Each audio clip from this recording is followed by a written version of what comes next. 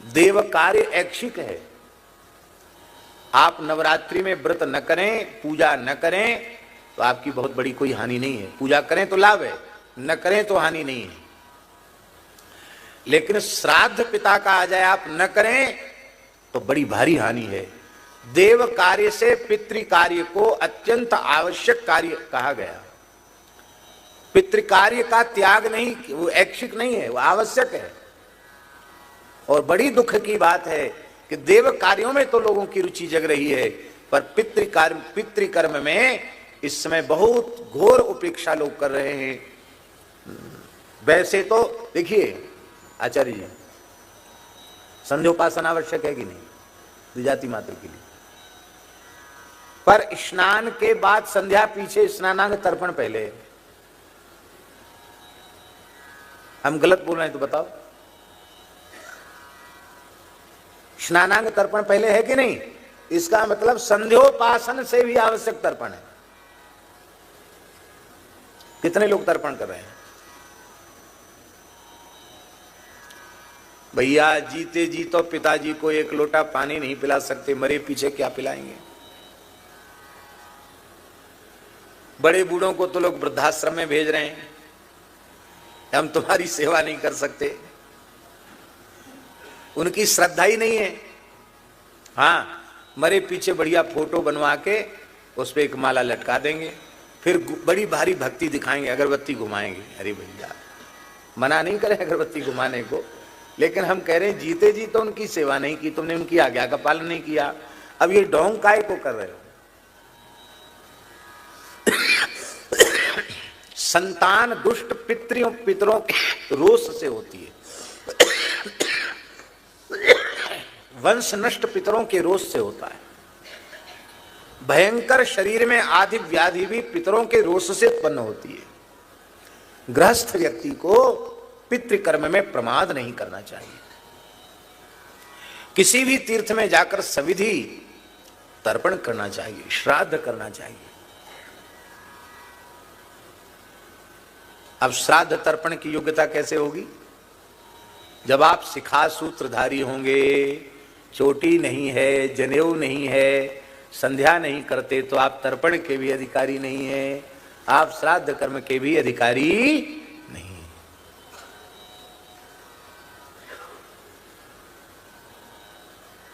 चोटी भी रखना पड़ेगी, जनेऊ भी पहनना पड़ेगा। अरे दुनिया भरे का कपड़ा लादे रहते हो, जनेऊ पहनने में तुमको कौन सा वजन लगता है? भगवान ने बड़ी कृपा की कि ब्राह्मण क्षत्रिय वैश्य कुल में जन्म दिया, जहां जनेऊ पहन सकते थे।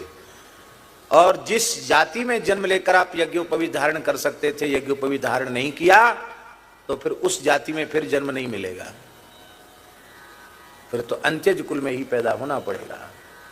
जिस द्विजाति का कुल 7 पीढ़ी तक बिना जनेऊ और बिना चोटी के, बिना संध्या के बीत जाती हैं 7 पीढ़ियां, वह द्विजाति का कुल चांडाल का कुल हो जाता है। ऐसा महाभारत आदि ग्रंथों में लिखा है। अभी 7 पीढ़ियां इस देश में नहीं बीती हैं। आप जनेऊ नहीं पहनते, आपके पिताजी जरूर पहनते होंगे। मान लो आपके पिताजी नहीं पहनते, आपके दादाजी जरूर पहनते होंगे।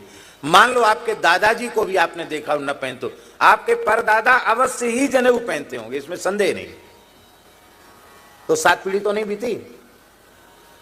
इसलिए मेरी प्रार्थना है, आप कथा तो सुनते हो, मानस पाठ करते हो, बहुत अच्छी बात है, पर समय से यज्ञोपवीत कराओ। ये वैश्य कुल के बालक हैं, इनकी आयु इसमें जनेऊ के योग्य है।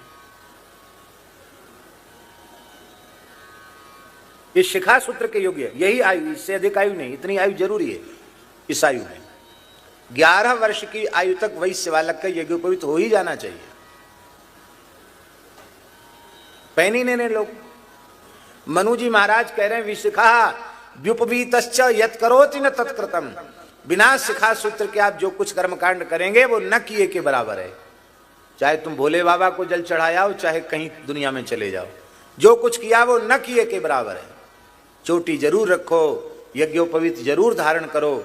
हाँ, चतुर्थ वर्ण के जो लोग हैं उन्हें जनेऊ नहीं पहनना चाहिए, पर चोटी अवश्य धारण करनी चाहिए, तुलसी अवश्य धारण करना चाहिए, द्विजातियों का वैदिक कर्मकांड करने से जो लाभ उन्हें मिलेगा वही लाभ चतुर्थ वर्ण के लोगों को केवल तुलसी धारण करने से और सबकी सेवा करने से प्राप्त हो जाएगा।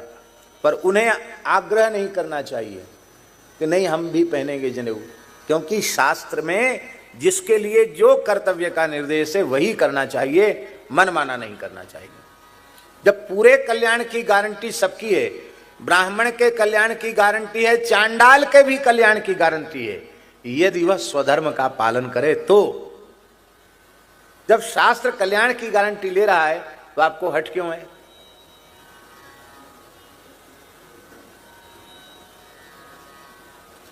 भगवान की भक्ति करने का अधिकार चारों वर्णों का है, लेकिन जनेऊ धारण करने का अधिकार ब्राह्मण, क्षत्रिय और वैश्य इन तीन वर्णों को ही है। उन्हें अवश्य धारण करना चाहिए। तब आप लोग एक बात कह सकते हैं कि चतुर्थ वर्ण के लोग अपने श्राद्ध तर्पण आदि कैसे करें?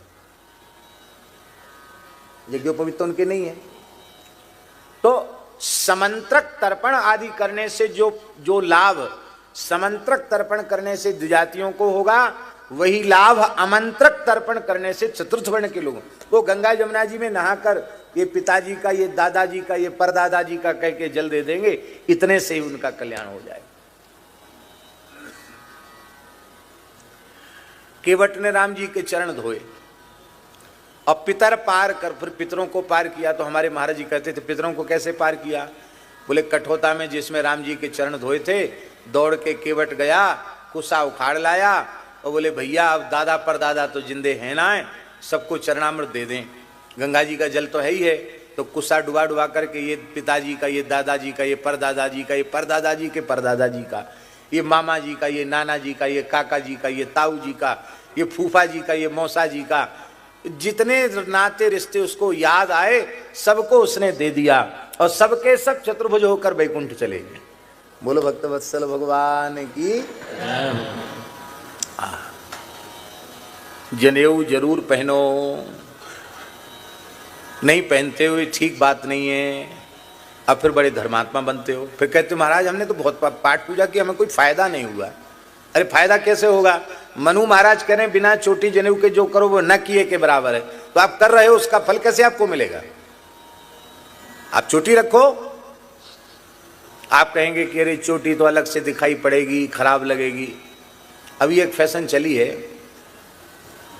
जैसे आधे से ज़्यादा खेत काट दो और बाकी छोड़ दो, ऐसे इधर उधर से सब काट देते, इधर छोड़ देते और यहाँ से कुछ बाल रखा कि इधर बांध लेते हैं।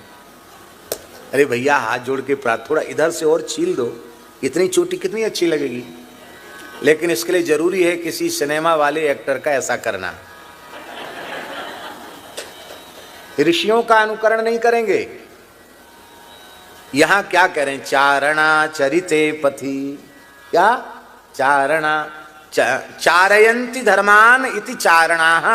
हनुमान जी पूर्वाचार्य चरणों के पद चिन्हों पर चल रहे हैं।